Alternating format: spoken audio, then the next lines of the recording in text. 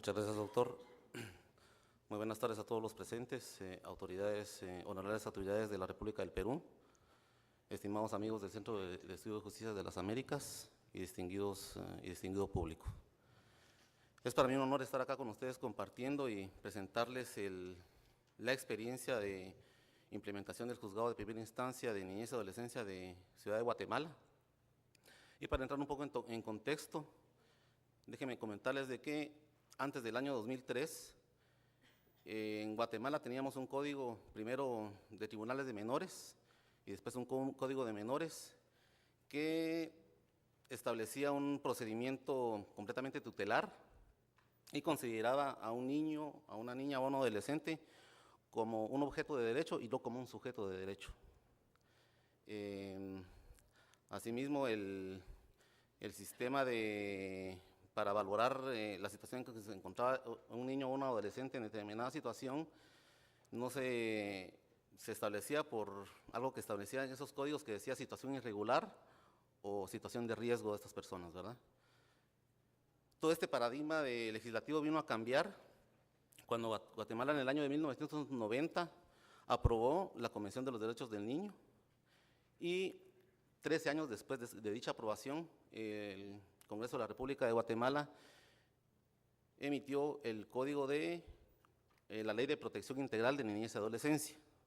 Esta ley fue elaborada basándose en los principios que motivan a la Convención de los Derechos del Niño. Esta nueva legislación que se promulgó nos establece dos procedimientos específicos. Nos establece un procedimiento para niñez y adolescencia violada o amenazada en sus derechos humanos y nos establece un procedimiento para adolescentes en conflicto con la ley penal.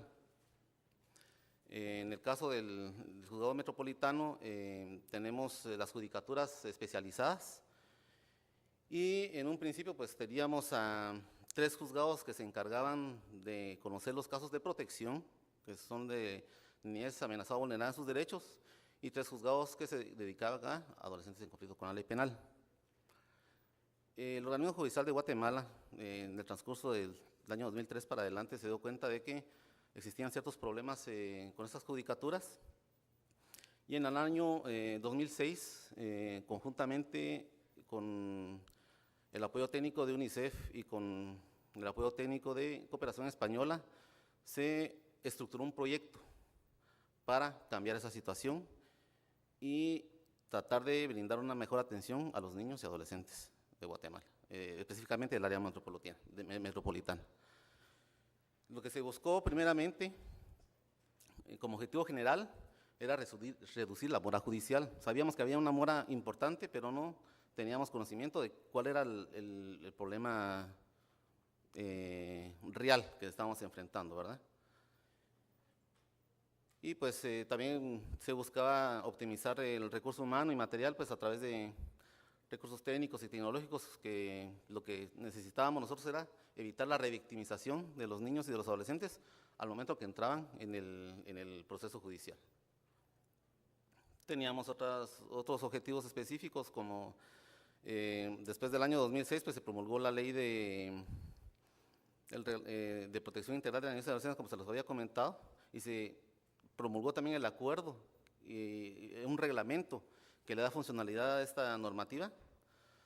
Se buscaba también como objetivo específico desarrollar las capacidades y destrezas de todos los auxiliares judiciales involucrados en esos procedimientos y promover un ambiente laboral armonioso para que la judicatura saliera adelante sin ningún inconveniente, ¿verdad? ¿Cuáles fueron los problemas que encontramos? Se hizo un trabajo de campo, se llegó a cada uno de los juzgados y aparecieron ya en los resultados que había una mora judicial importante. El procedimiento que se llevaba en cada una de estas judicaturas era un procedimiento escrito. Había, a consecuencia del procedimiento escrito, pues una delegación de la función jurisdiccional. El juez fungía como haciendo la actividad jurisdiccional y también se encargaba de las cuestiones administrativas del juzgado. El ciclo del trámite de los procedimientos era súper engorroso. Los niños, niñas y adolescentes pues sufrían una revictimización importante a la hora de ingresar al sistema. Había una infraestructura totalmente inadecuada, un servicio al usuario ineficiente completamente, y había una coordinación interinstitucional pues prácticamente inexistente. En el proceso de niñez guatemalteco tenemos que uno de los actores principales en el procedimiento es una entidad estatal que se llama Procuraduría General de la Nación. Por delegación constitucional, la Procuraduría tiene la representación del Estado de Guatemala y también se encarga por orden legal de llevar a cabo la investigación y proteger a los niños en los casos de protección. Tenemos también a la Secretaría de Bienestar Social de la Presidencia de la República de Guatemala, que es un ente gubernativo administrativo que depende del Poder Ejecutivo, que se encarga de ejecutar y darle fuerza a todas las iniciativas para protección y desarrollo de la niñez y adolescencia de Guatemala y también para incentivar pues, el bienestar de la familia. Encontramos que todo esto estaba completamente desfasado y se nos presentó este cuadro para que ustedes más o menos tomen una idea. Tenemos 3 grupos de barras, una verde, una fucsia y una color mostaza para cada uno de los juzgados. Y podemos ver que las barras verdes, al llegar a los juzgados, podíamos ver de que diariamente estas judicaturas agendaban 8 o 9 audiencias diarias para conocer casos, ¿verdad? Las audiencias celebradas, como ustedes deben ver, que son las que resaltan en color fucsia, era demasiado poco para lo que estaba calendarizado. Y habían un montón de audiencias suspendidas. Y total que haciendo el promedio de la eficiencia del trabajo de cada una de las judicaturas, tenemos de que los 3 juzgados celebraban diariamente 1.8 audiencias. Eso, por la demanda que tenían estos juzgados, pues era bastante alarmante. Y el problema más grave que nosotros encontramos fue el tiempo de tramitación de un proceso. Legalmente, según la legislación, el proceso tiene que durar 40 días, pero nos dimos cuenta que en la realidad duraba 720 días, que son 2 años, ¿verdad? También teníamos que el promedio en responder un requerimiento escrito, o sea, va el usuario a requerir algo al juzgador, según la legislación, pues en 24 horas tiene que tener la respuesta y prácticamente los juzgados estaban respondiendo a esas solicitudes en un plazo de 60 días. Aparte de eso, tenemos la mora grandísima en el promedio de la calendarización de audiencias. Por ejemplo, teníamos un caso que venía al juzgado, un niño, por ejemplo, que era objeto de abuso sexual, explotación económica, vulnerado su derecho a la educación. Se presentaba al juzgado, posiblemente el juez le otorgaba una medida de protección, pero tenía que esperar 9 meses para que le dieran continuidad a su caso. En esos 9 meses, ¿qué podía pasar con ese niño o con ese adolescente? Era un problema bastante serio el que se tenía en ese momento. Legalmente, la ley establece que una audiencia, por ejemplo, de otorgamiento de medida de protección o tenía que ser calendarizada dentro de los 10 días de conocida el hecho. Y la audiencia definitiva, si no se llega a un arreglo, pues tiene que ser calendarizada a 30 días plazo. Pero nos damos cuenta de que las calendarizaciones estaban a 9 meses. Eso perjudicaba grandemente a los usuarios, los niños y a los adolescentes de Guatemala. Entonces se tenía que cambiar la gestión.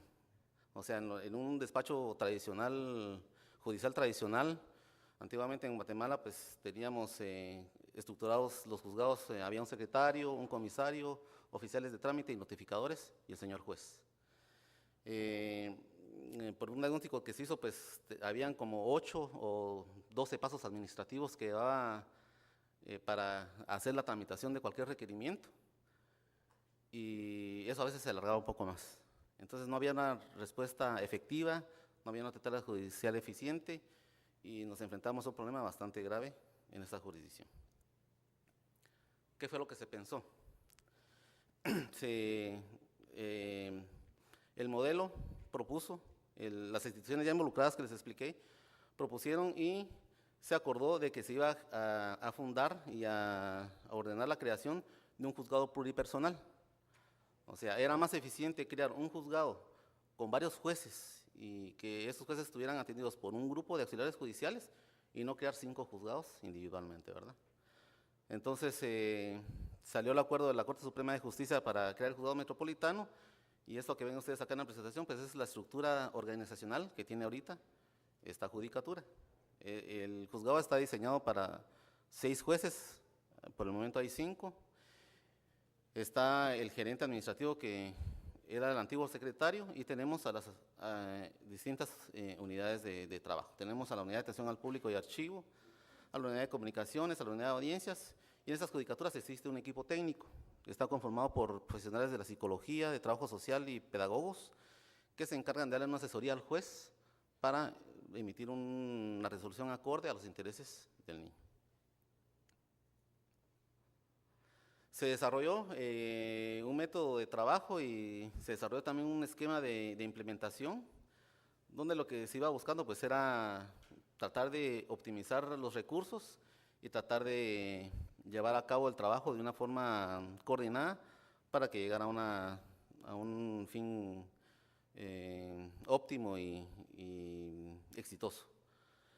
Tenemos 4 fases de implementación que fueron las que tocaron la Corte Suprema en coordinación con las entidades internacionales que les he comentado. Y primero pues se estableció que teníamos que tener un marco normativo. Ya lo han dicho los anteriores expositores, de que no es suficiente con cambiar la legislación, sino que también se tiene que tener mucho énfasis en la implementación de los modelos.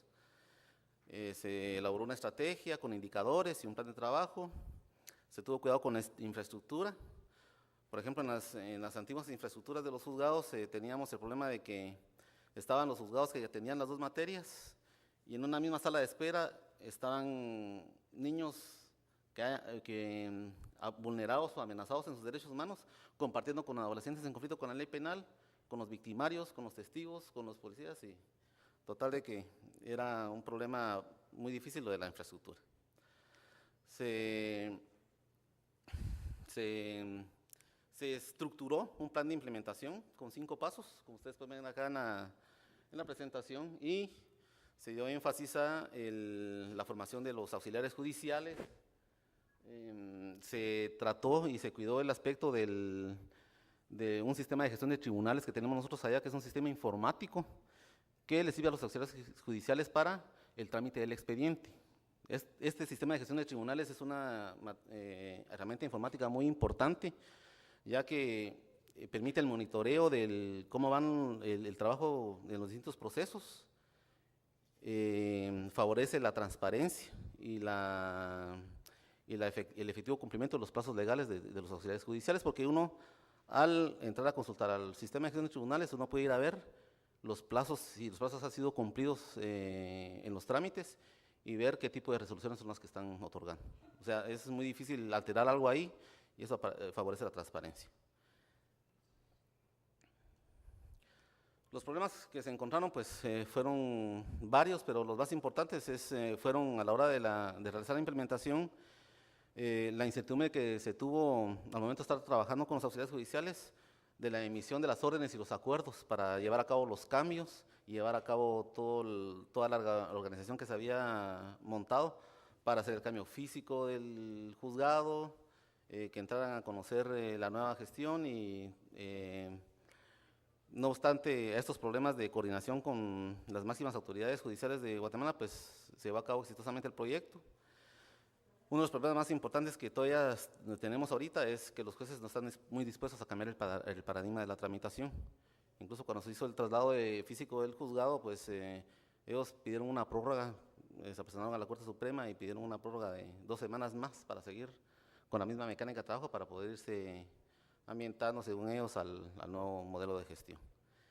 Y también los auxiliares judiciales pues tuvieron un problema bastante grave, porque como los jueces seguían interfiriendo en la parte administrativa del modelo de gestión, no sabían si hacerle caso al juzgador o al secretario. Ya se me fue el tiempo. La solución a los problemas encontrados, pues que se ejecutó, se llevaron a cabo las capacitaciones, se dio un seguimiento in situ del trabajo, se disminuyó la prueba procesal, llegando casi a los plazos de ley.